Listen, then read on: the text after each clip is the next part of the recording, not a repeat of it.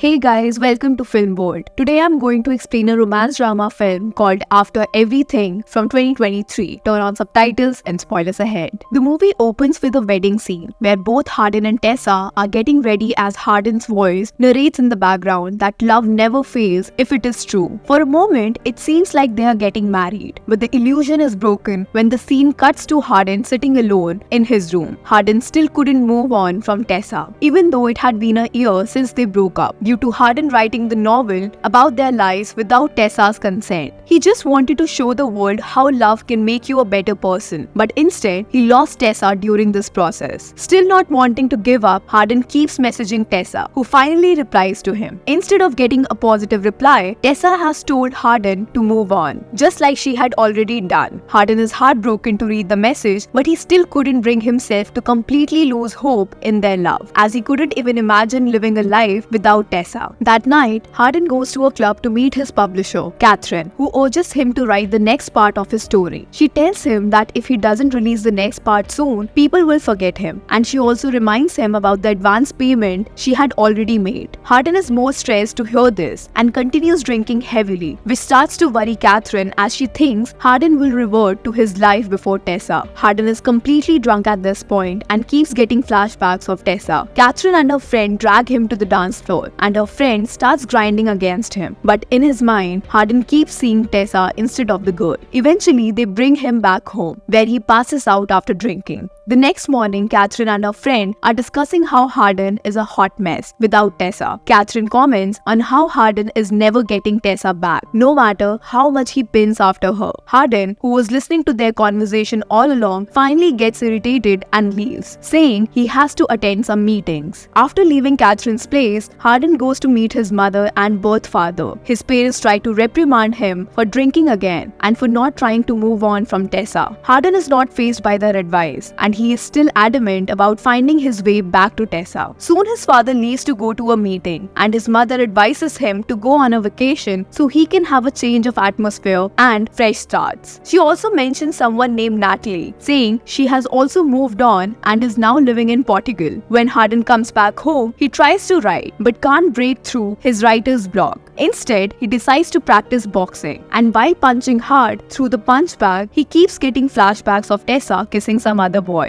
After finishing boxing, he checks his phone and finds that Tessa has posted a picture with a man on her Instagram. This works as a last straw as he decides to take his mother's advice and leave for a vacation. On the plane, he only orders drinks and dreams about making out with an air hostess. Hardin finally reaches Portugal, and after some struggles, he manages to find Natalie's shop. She is surprised to see him there, so Hardin tells her that he came here to make amends for his past mistake. Natalie doesn't listen to any of his excuses and asks him to leave from there, saying she is busy. Hardin leaves there and instead goes to a bar to drink. The story goes back 5 years, when Hardin was playing cards with his friends in the garage. Natalie comes there to get her car checked, but soon leaves after finding that the owner is not there. After she leaves, Hardin and his friends start to discuss how she is the most beautiful and virgin girl at their college. They talk about how she doesn't talk with anyone. This leads them to make a bet that Hardin will make her lose her virginity. His friends don't believe him and ask him to make a video. While doing that, Hardin accepts their challenge. In the present, Hardin gets a message from Natalie and shares his location with her. In the past, Hardin managed to make Natalie fall in love with him and bring her to his home. He asks her permission to make a video of their intimate time together as a memory of their first time making love. Natalie had agreed to his suggestion, and Hardin had won the bet against his friend. In the present, Natalie comes to meet him, and after the initial awkwardness, they start to talk. Hardin asks her why she came here instead of going to university like she planned to. Natalie replies that she had lost her scholarship and forgot to apply for the student loan due to the drama created by their video. She had eventually decided to move so she could take a fresh start. Hardin is extremely guilt-ridden to hear that and says how he wishes to go back in time and change everything. Natalie just asks him to move on, just like she did. After they they have lunch together, Natalie is about to leave when she tells Hardin that she read his book and asks him about Tessa. A heartbroken Hardin just said that he had messed up everything like always and that Tessa had left him. Hardin eventually comes back to his place and the story goes back to the past again. After their night together, a panicked Natalie wakes him up and tells him that their video has gone viral. A worried Hardin rushes to her friend's place, who has spread the video around. Hardin angrily shouts at his friend, who just replies that it was Hardin who made the video, so he is the one responsible for everything happening now. In the present, Hardin wakes up and tries to write something, but again fails to do so. Just then, he received a message from Natalie, who invited him to a beach party with her friends and he decided to join her. On the beach, Natalie introduces him as her first crush to everyone. Seeing all this, one of Natalie's friends, Sebastian, grows wary of Hardin and challenges him to cliff diving. Natalie tries to stop him from doing so, but Hardin doesn't back away from the challenge. He dives into the water from the cliff and doesn't emerge for a while, worrying everyone about his well-being. Eventually, he resurfaces and laughs at everyone's worried face, confessing that he was just pranking them. Hardin then starts to float on the water, which gives everyone a flashback of when he and Tessa went diving together and shared their first kiss. When he comes out of the water, Natalie joins him on the beach and asks him if he is alright. Tears start to well in his eyes as Hardin replies that he will be fine. After coming back to his place, Hardin keeps pacing outside his room, where a slideshow of his and Tessa's pictures is playing on his laptop. When he comes back inside, after a lot of thought, he messages Tessa, saying that he is trying to get better for her and misses her a lot. Meanwhile, Tessa is lying in bed when she gets the message from Hardin. She gets sad to see the text but doesn't reply to Hardin. The next morning, Hardin meets Natalie again and they go on a boat after their morning walk. They have a pleasant chat and Hardin tells her that he can't write his second novel. He shares how everything in his life was perfect when he was with Tessa, but now he doesn't know what to do with life or what to write in his next novel. When Natalie finds out that he published a novel without Tessa's consent, she gets angry and says that she can perfectly understand what a girl feels when someone publishes their personal things without their permission. She then points to a lonely house on the cliff, saying that it is her dream house. Hardin says how he would feel lonely if he lived in that kind of house, to which Natalie replies that if he shared that house with his one true love, he would be happy. Natalie's statement instantly reminds him of the time when he was on a boat with Tessa and they were happily planning to always live together. Hardin and Natalie come back to the beach soon, where Natalie joins her friends for a dance. Hardin is resting in a hammock when Sebastian approaches him and says that even though Natalie hasn't told him, he knows Hardin is the person who ruined Natalie's life. He says that when she first came here, Natalie had completely lost hope, but now that she is getting better, Hardin has come back to mess her up again. Hardin gets furious to hear that and punches Sebastian, which starts a fist fight between them. Nobody on the beach stopped their fight, and Sebastian and his friend badly beat up Hardin. Soon the police show up and break the fight. Hardin is taken to the police station where his father bails him out. After getting out of jail, Hardin takes a walk with his father. His father gives him a card for Landon's wedding, since he is not picking up his brother's calls. Hardin's father also gives him a motivating lecture, making him realize that he can both hold a place in his heart for Tessa but slowly work on moving forward. His father told him to be patient, saying that if he is meant to be with Tessa, they will be together at the right time. His father tells him how much they love him and will always be there for Hardin no matter what.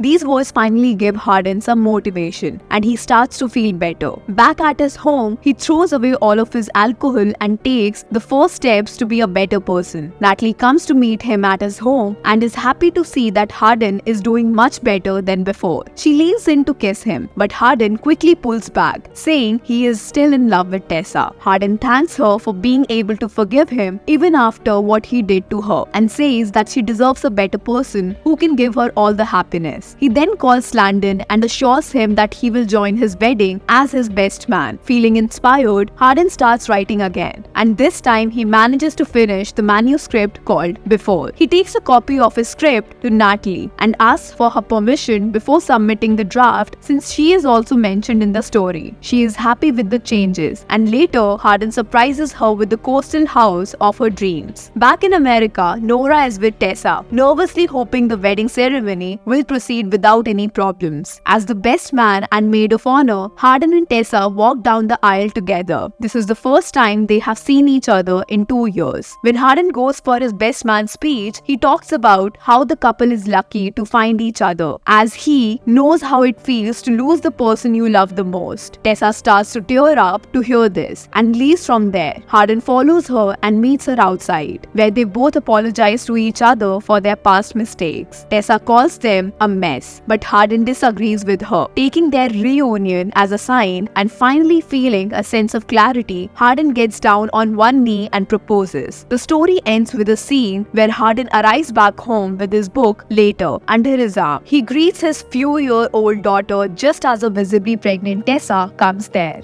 To watch more explanations of these kind of movies, click on the videos on your screen and don't forget to let me know how you feel about today's video in the comments down below. And at last, thanks for watching.